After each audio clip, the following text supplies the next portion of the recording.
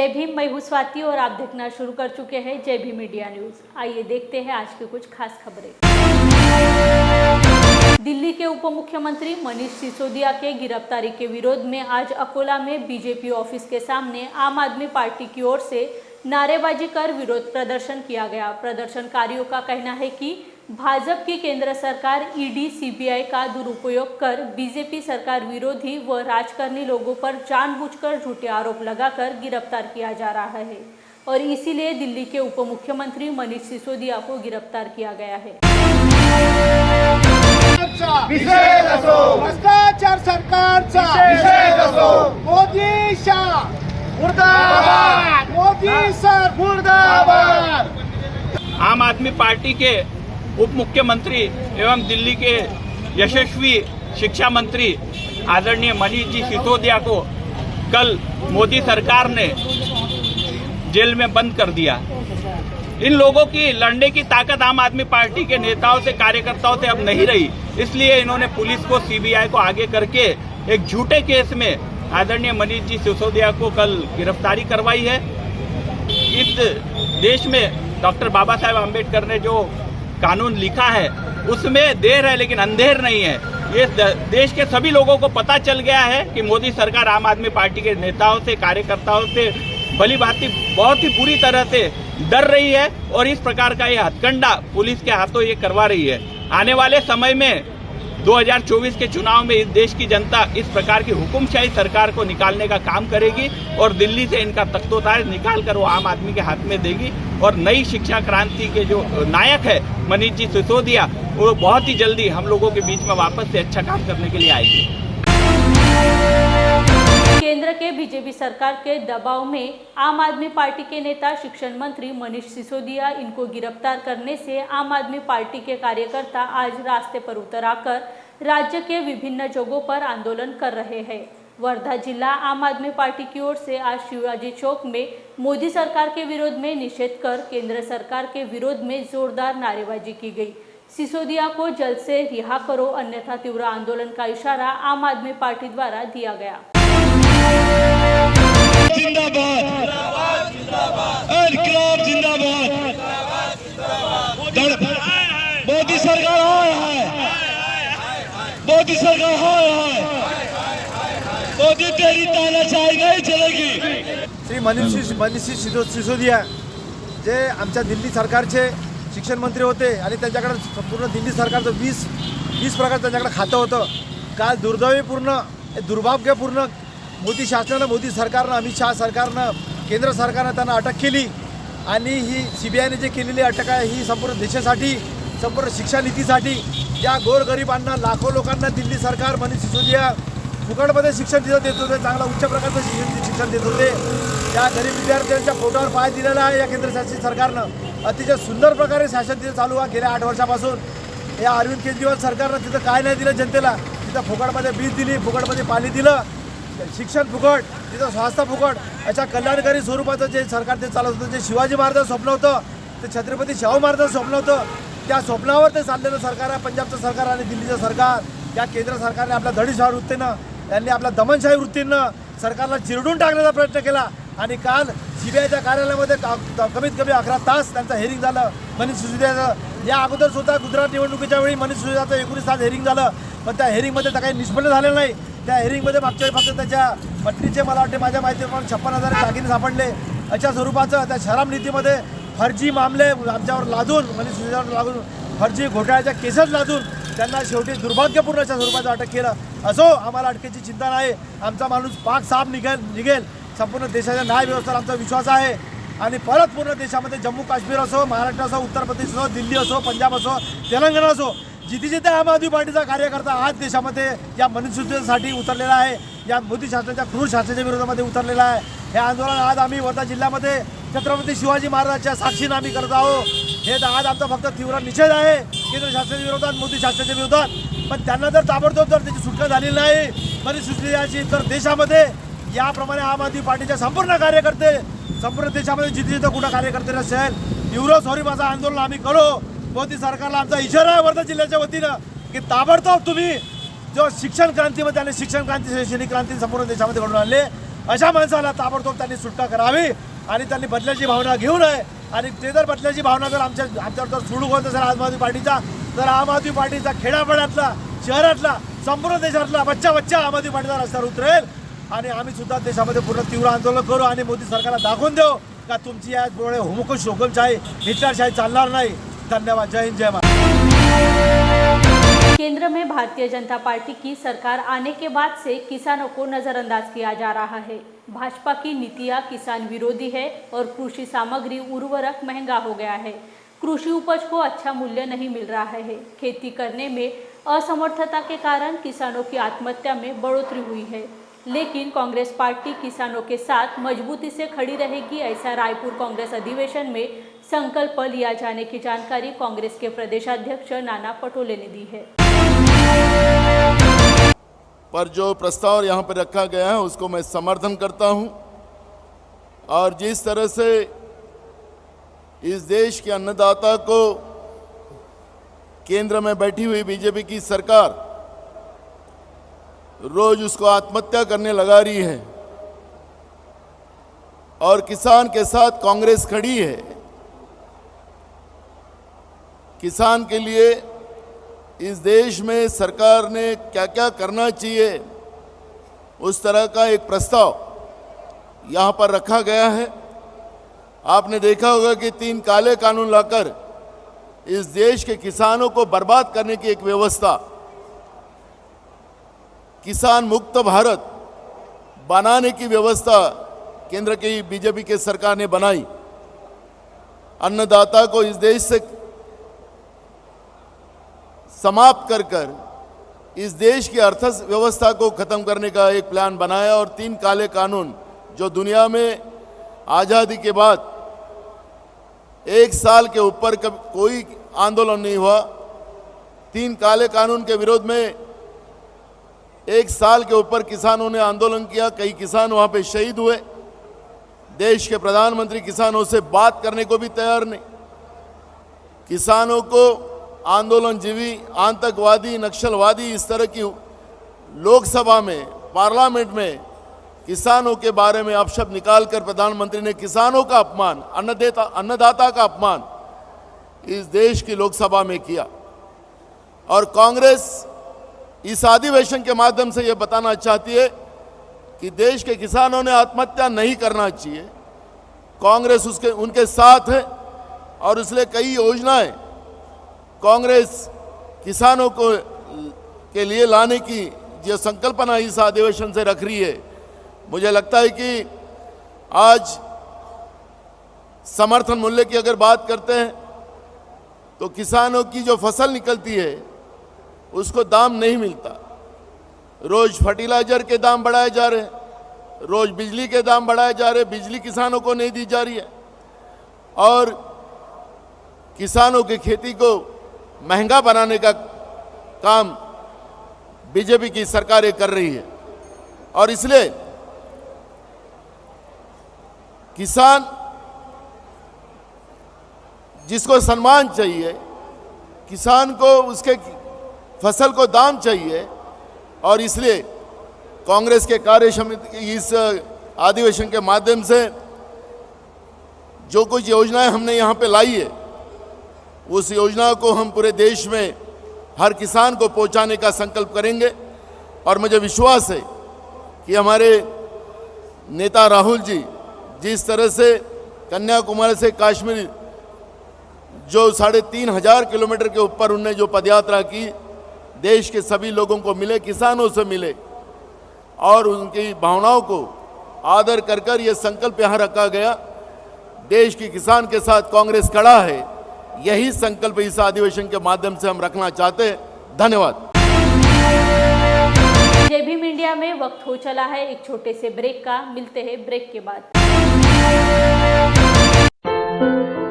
क्या हुआ बहू? माँ, पाइल्स की बहुत तकलीफ हो रही है. तो तुम गुदरोग सर्जन के पास क्यों नहीं गई? देखो, जैसे हार्ट के लिए हार्ट स्पेशलिस्ट, ब्रेन के लिए ब्रेन स्पेशलिस्ट, तो पाइल्स के लिए पाइल्स स्पेशलिस्ट क्यों नहीं? स्त्री हो या पुरुष, टॉयलेट में तकलीफ केवल पाइल्स ही नहीं और भी कई प्रकार के गुदरोग तथा कैंसर भी हो सकता है. इसीलिए इसकी प्रत्यक्ष जांच जरूरी है। ठीक है माँ, पर जांच के लिए हम जाएंगे कहाँ? वही काले आयुर्वेदिक पाइल्स हॉस्पिटल में। लेकिन माँ, प्रेगनेंसी में पाइल्स की दवाइयाँ? प्रेगनेंसी में आयुर्वेदिक दवाइयाँ सुरक्षित होती है। जनहित में जारी काले आयुर्वेदिक पाइल्स हॉस्पिटल, औषधि चिकित्सा तथा सर्जरी ट्रीटमेंट उपलब्ध। हमारा पता उमरेड रोड, दिघौरी बस स्टॉप के पास, नागपुर। अधिक जानकारी के लिए वेबसाइट पर जाएं kalepailshospital.com। ब्रेक के बाद आप सभी का फिर एक बार जय भीम इंडिया में स्वागत है। भारतीय बौद्ध महासभा की ओर से माता रमाई जयंती के अवसर पर हाथकंगले तहसील तिलवनी गांव में महिला परिषद का आयोजन किया गया था। सबसे पहले रमाई के पुतले को माल्यार्पण करके पंचशील त्रिशरण पठन किया गया। केंद्रीय शिक्षिका सुवासिनी मोरे, उपाध्यक्ष रेखा बनगे, जिला अध्यक्ष SP दीक्षित, अरविंद कामले इन्होंने मार्गदर्शन किया।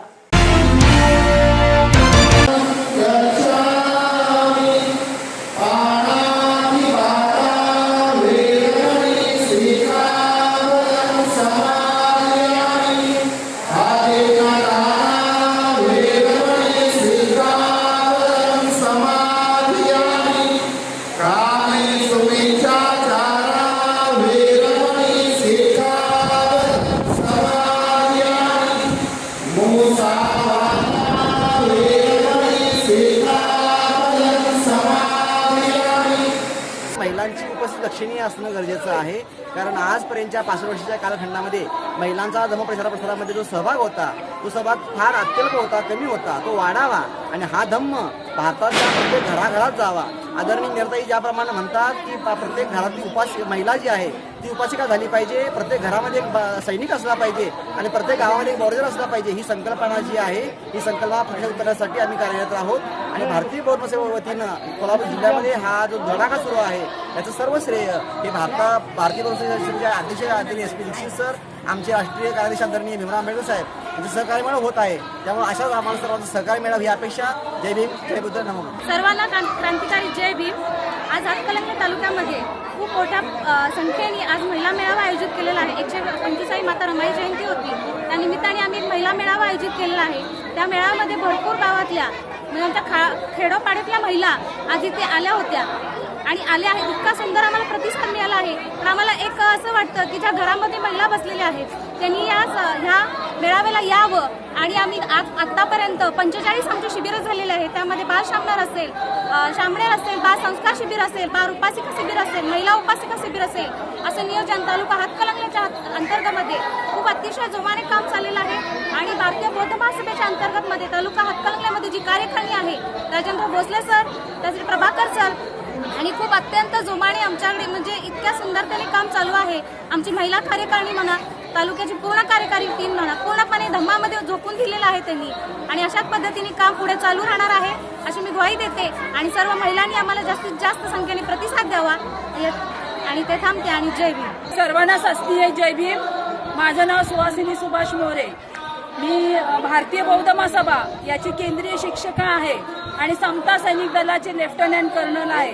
मी दोन्ही विभागाचं काम करते आणि या भारतीय बौद्ध महासभा या संस्थेच्या माध्यमातून आज हातकणंगले तालुक्यामध्ये महिला धम्म मेळावा आयोजित केला होता आणि सकाळपासून एवढा महिलांचा प्रतिसाद आहे की खरोखर सर्व महिलांनी जागृत होऊन या धम्म मेळाव्यासाठी येणं गरजेचं आहे। आणि असे जसे मेळावे होतील या कोल्हापूर जिल्ह्याच्या माध्यमातून जेवढे तालुक्यामध्ये धम्म मेळावे होतील महिलांचे, त्या सर्व महिलांना माझी विनंती आहे की त्या सर्व महिलांनी या महिला मेळाव्यामध्ये भाग घेणं गरजेचं आहे, कारण आज काळाची गरज आहे।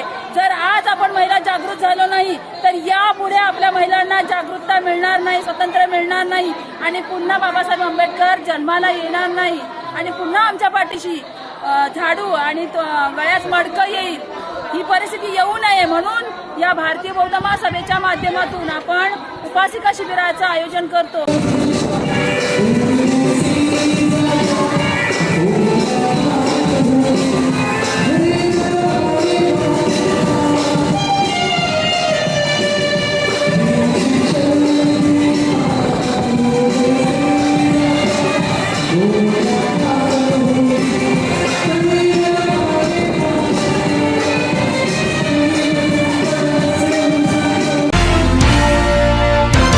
भारतीय बौद्ध महासभा शाखा धम्मगिरी कॉलोनी नांदेड़ की ओर से धम्म चळवळ गतिमान करने हेतु केंद्रीय शिक्षिका लताताई शिंदे, कुसुम गवारे, कुसुम बुख्तरे इनकी मार्गदर्शन में महिलाओं के लिए 10 दिवसीय शिविर का समापन किया गया था।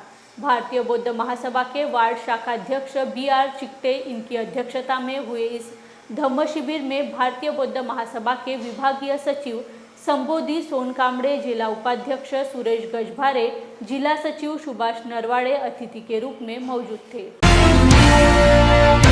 मांडेंकरचे साहेब, आपलं अभिनंदन। आपण वेळ काढून आमच्या नगराला आलात, विहाराला भेट दिली आणि शिबिराला भेट दिली, त्याबद्दल आम्ही आपले अत्यंत आभारी आहोत।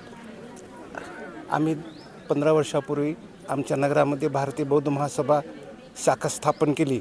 ही शाखा स्थापन करण्यासाठी आम्हाला धुळे साहेबांनी निमंत्रित केलं होतं आणि पत्र दिलं होतं की तुमच्या नगरात शाखा स्थापन करा। त्यांच्या आदेशाने आम्ही शाखा स्थापन केली आणि त्या शाखेतर्फेच आम्ही भारतीय बौद्ध महासभेतर्फे हा लुंबिनी बुद्धविहार निर्माण केलेला आहे।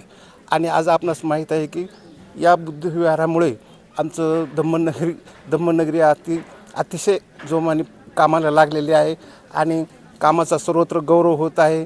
जिल्हा कार्यकारिणी आम्हाला सदोदित मार्गदर्शन करते आणि महत्त्वाची गोष्ट म्हणजे आपणास माहीत आहे की 45 वर्ष मीराताई आंबेडकरांनी जे काही अतिशय मोलाने आणि कष्टाने हा धम्माचा गाडा सर्व संकटावर मात करून पुढे आणलेला होता। ते त्यांचं धम्मकार्य घराघरा सर्व महिलांना कळायला पाहिजे। रमाईचा त्याग सर्व समाजाला माहीत झाला पाहिजे। संदेश देणारे महाकारुणिक तथागत भगवान गौतम बुद्ध, बोधिसत्व परमपूज्य डॉक्टर बाबासाहेब आंबेडकर, मातृ संस्था भारतीय बौद्ध महासभा या संस्थेच्या मार्फत असे 24 शिबिरं चालतात। आज धम्मगिरी कॉलनीमध्ये 10 दिवसापासून जे महिला शिबिर आहे त्याचे आचार्य शिंदेताई आहेत आणि 10 दिवसापासून 42 शिबिरार्थी उपासिका बसल्या आणि त्यांनी बुद्ध धम्म संघ या 3 रत्नाच्या या ठिकाणी शिकवण देतात। उपासक उपासिकांनो, असे शिबिरामध्ये दरवर्षी बसलं पाहिजेत। जास्तीत जास्त संख्येने उपस्थित राहून या बौद्ध धम्माच्या भारतीय बौद्ध महासभेच्या शिबिरामध्ये बसणं म्हणजे एक आदर्श नागरिक बनणं, आदर्श उपासक बनणं, शील पक्क करणं, शीलवान बनणं, गुणवान बनणं। गेल्या 1956 पासून ही मातृसंस्था भारतीय बौद्ध महासभा हे अहोरात्र काम करत आहे। सप्तगिरी नगर येथे या कॉलनीमध्ये, या धम्मगिरी नगरीमध्ये खूप सुंदरसं असं धम्म उपासिका प्रशिक्षण शिबिर सुरू केलं 18 पासून आज 27 पर्यंत आणि या शिबिराला खूप छान पद्धतीनं आम्ही हाताळलं आणि या शिबिराला एवढा मोठा उत्स्फूर्त प्रतिसाद या इथल्या उपासिकांनी दिला की आम्हाला देखील शिकवण्यासाठी असं उत्साह निर्माण झाला। या शिबिरामध्ये एकूण 42 उपासिका बसलेल्या आहेत। या 10 दिवसाच्या शिबिरामध्ये फक्त धम्माची ओळख 20 विषय शिकवले जातात। 20 विषय हे एका तासामध्ये शिकवले जात नाहीत, एका तासाचा एक विषय असतो, परंतु या शिबिरामध्ये ओळख मात्र धम्माची होते आणि या शिबिरामुळं बायका अशा त्यांना धम्माची ओळख झाल्यामुळं, धम्म माहीत झाल्यामुळं आणि त्या बोलायला पण लागतात, त्यांना माहिती होते। आणि मला एक अपेक्षा आहे की या नगरामधून या उपासिका शिबिरामध्ये बसलेल्या माझ्या उपासिका विद्यार्थिनीमधून कमीत कमी 2 तरी केंद्रीय शिक्षिका होतील आणि त्यांच्या हातून देखील धम्माचं कार्य आणि प्रचार आणि प्रसार होईल अशी अपेक्षा व्यक्त करते। आम्हाला या 10 दिवसीय शिबिरामध्ये आमच्या केंद्रीय शिक्षिका गवारेताई, लताताई शिंदे, बुख्तरेताई यांनी अतिशय महत्त्वाची माहिती या ठिकाणी दिलेली आहे। धम्म म्हणजे काय, मूर्तिपूजा कशी करावी, 10 पारमिता, अष्टांगिक मार्ग, त्रिशरण पंचशील याबद्दल सखोल माहिती आम्हाला त्यांनी सांगितलेली आहे। अगोदर आम्ही तर पूजा वगैरे करतच होतो, परंतु खरोखर ती कशा प्रकारे पूजा करायला पाहिजे याचं ज्ञानसुद्धा आम्हाला या शिबिरामध्ये मिळालेलं आहे। एवढंच नव्हे तर अंधश्रद्धा निर्मूलनावर पण यांनी खूप छान आम्हाला माहिती दिलेली आहे। अंधश्रद्धेच्या आहारी महिलांनी जाऊ नये, बुवाबाजी हे सर्व थोतांड आहे याबद्दलही आम्हाला त्यांनी सर्व अशी माहिती सांगितली की आम्हाला पटवून सांगितले आणि आम्हाला ते आता पटलेलं आहे की आम्ही आता इथून पुढं फक्त बुद्धाच्या मार्गावर चालणार आहोत आणि सर्व महिला या ठिकाणी या निमित्ताने एकत्र यायला लागल्या आहेत। सर्व महिलांना या ठिकाणी येऊन धम्माची गोडी लागलेली आहे. 10 दिवस आमचे कसे गेले आणि कसे नाही हे आम्हाला कळले नाही. आम्हाला असं वाटत आहे की आणखीनही शिबिर चालतच राहावे आणि या शिबिराला आम्ही येत राहो, आमचं ज्ञान वाढत राहो, आम्हाला आणखीन त्यांनी नवनवीन माहिती सांगावी असंच आम्हाला या शिबिरामध्ये वाटतं. जय भीम इंडिया में वक्त हो चला है एक छोटे से ब्रेक का, मिलते हैं ब्रेक के बाद। क्या हुआ बहू? माँ, पाइल्स की बहुत तकलीफ हो रही है। तो तुम गुदरोग सर्जन के पास क्यों नहीं गई? देखो, जैसे हार्ट के लिए हार्ट स्पेशलिस्ट, ब्रेन के लिए ब्रेन स्पेशलिस्ट, तो पाइल्स के लिए पाइल्स स्पेशलिस्ट क्यों नहीं? स्त्री हो या पुरुष, टॉयलेट में तकलीफ केवल पाइल्स ही नहीं और भी कई प्रकार के गुदरोग तथा कैंसर भी हो सकता है, इसीलिए इसकी प्रत्यक्ष जांच जरूरी है। ठीक है माँ, पर जांच के लिए हम जाएंगे कहाँ? वही काले आयुर्वेदिक पाइल्स हॉस्पिटल में। लेकिन माँ, प्रेगनेंसी में पाइल्स की दवाइयाँ? प्रेगनेंसी में आयुर्वेदिक दवाइयाँ सुरक्षित होती है। जनहित में जारी काले आयुर्वेदिक पाइल्स हॉस्पिटल, औषधि चिकित्सा तथा सर्जरी ट्रीटमेंट उपलब्ध। हमारा पता उमरेड रोड दिघौरी बस स्टॉप के पास नागपुर। अधिक जानकारी के लिए वेबसाइट पर जाएं kalepileshospital.com। ब्रेक के बाद आप सभी का फिर एक बार जय भीम इंडिया में स्वागत है। अखिल भारतीय बौद्ध धम्म परिषद धम्मकुथी जटवा नगर भरतपुर तालुका बालापुर जिला अकोला तथागत सद्धम्म बहुउद्देशीय प्रशिक्षण मंडल द्वारा 2 दिवसीय धम्म परिषद का आयोजन किया गया था। इस धम्म परिषद में विभिन्न संस्थाओं से बौद्ध धम्म गुरुओं ने इस धम्म परिषद में भाग लिया। इस धम्म परिषद में पूज्य भंते धम्म सेवक जी महातेरो मुलवा तालुका उमरखेड जिला यवतमाळ द्वारा धम्मदेसना दी गई। समजून घेण्याच्या अगोदर आपल्यामध्ये शंका उत्पन्न होतात, तर आमच्याकडे तर खायची सोय नाही, मग हे 7 धन आम्हाला आमच्याकडे कसे येतील? आता गौतम बुद्ध झाले, ज्या धनाचा साह्यानं बाबासाहेब एवढे मोठे झाले, है की नाही? ज्या धनाच्या साह्यानं लाखो भिक्षू अनंत पदाला पोचले, असे ते 7 धन कोणते की जे या 7 धन माणसाकडे असल्यानंतर तो माणूस सुखाने समाधानाने जीवन जगतो, जिवंतपणे सुखाने जीवन जगतो, मरताना सुखानं मरतो, मेल्यानंतरही सुखाने सुगतीला जातो, असं ते 7 धन आहे। आणि म्हणून प्रत्येकाने सुखी बनण्यासाठी, माणूस बनण्यासाठी हे 7 धन समजून घेण्याचा प्रयत्न केला पाहिजे। कोणते 7 धन आहेत ते? पहिलं धन आहे श्रद्धा। पहिलं धन कोणतं आहे? श्रद्धा। श्रद्धा एक धन आहे, धन। पहिलं धन की ज्या श्रद्धा धनाच्या साह्यानं सिद्धार्थ गौतम बुद्ध झाले। कशाला ध्यान करत होते की जगाचे दुःख काय आहे, दुःख काय ते, त्या दुःखाचे कारण कोणते, त्या दुःखातून मुक्त होण्याचा मार्ग कोणता, माणूस माणसासोबत भांडतोच काय, याचा शोध लावण्यासाठी ध्यान मनन चिंतन करतो। तर त्यावेळेला ध्यान करत असताना अनेक दुष्ट माराचं सैन्य, त्यांना दुष्ट मार म्हणतात, असं ते सैन्य त्यांना विचलित करत होतं। त्याच्या मनात अनेक विचार यायचे, अनेक विचाराचे ते बेचन करायचे। तर तेव्हा सिद्धार्थ गौतम त्या दुष्ट बाळाला आवाहन करून म्हणतात, हे दुष्ट बाळ सैन्यांनो, मी तुम्हाला जाणलं, मी तुम्हाला ओळखलं, तुम्ही मला माझ्या ध्येयापासून विचलित करू शकणार नाही, कारण माझ्यामध्ये श्रद्धेचं बल आहे। हे त्यावेळेला सिद्धार्थ गौतमानी त्या दुष्ट बाळ सैन्याला असं आव्हान केलं। युद्ध चालू होतं त्यावेळेला। दुष्ट बाळ सेना कोणते असते? जे आपल्यामध्ये अकुशल विचार उत्पन्न येतात, राग, द्वेष, लोभ, कामवासना। आता तुम्ही बसल्या बसल्या तुमच्यामध्ये सुद्धा ते दुष्ट बाळ सेना येते। संत निरंकारी मिशन रायगढ़ जिले में स्वच्छता अभियान चला रहा है। शुद्ध जल शुद्ध मन अमृत परियोजना के तहत रायगढ़ जिले के मानगांव, महाड़, पोलादपुर, मसला, श्रीवर्धन तालुका में कुल 24 स्थानों पर बांधों, नदी तटों, समुद्र तटों, झीलों, पनपाठे और जलाशयों की सफाई की जा रही है। स्वतंत्रता अमृत महोत्सव के अवसर पर आयोजित इस स्वच्छता अभियान में बड़ी संख्या में निरंकारी मिशन के सेवा दल व अनुयायी शामिल हुए। संत निरंकारी मंडळाच्या वतीने हा स्वच्छ जल स्वच्छ मन प्रोजेक्ट अमृत हा कार्यक्रम रायगड जिल्ह्यामध्ये 23 ब्रँचमध्ये हा कार्यक्रम संपन्न होतोय। यामध्ये जवळजवळ 1500 सेवादल का या सेवेमध्ये आणि त्याचबरोबर त्यांच्यासोबत 7 संघ देखील या स्वच्छतेसाठी हजर आहेत आणि प्रत्येक तालुक्यामध्ये प्रत्येक ब्रँचमध्ये हा कार्यक्रम सद्गुरू मातेंच्या आशीर्वादाने संत निरंकारी मंडळाच्या आदेशानुसार झोनल इंचार्ज परमादरणीय महात्मा प्रकाश म्हात्रेजी आणि प्रवीण पाटीलजी यांच्या मार्गदर्शनाखाली या रायगड जिल्ह्यामध्ये संपन्न होत आहे। आपल्या देखील या माणगावमध्ये हा गणपती घाट या ठिकाणी हा नदीचा पात्र आहे, हा स्वच्छ करण्याचं महान कार्य माणगाव ब्रँचच्या वतीने परमादरणीय महात्मा राम टेंबेजी, अशोक जाधव जी यांच्या मार्गदर्शन या ब्रांच में हा संपन्न होता है। आज के लिए बस इतना ही। कल फिर मुलाकात होंगी कुछ नए खबरों के साथ। तब तक के लिए बने रहिए जय भीम इंडिया में। जय भीम।